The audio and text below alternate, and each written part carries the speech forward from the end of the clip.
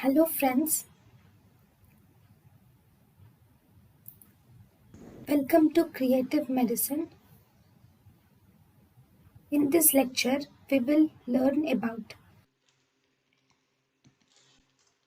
Now, if you see the open angle glaucoma visual field defects, so these are the different visual field defects which are seen in open angle glaucoma. Okay, so what are these defects?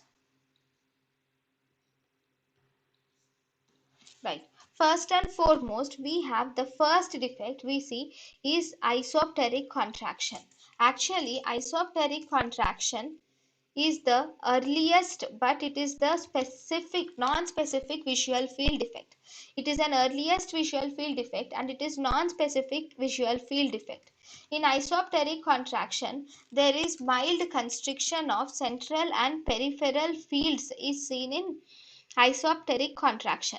So there is contraction or constriction is seen in the central field and the peripheral field is constricted in isopteric contraction.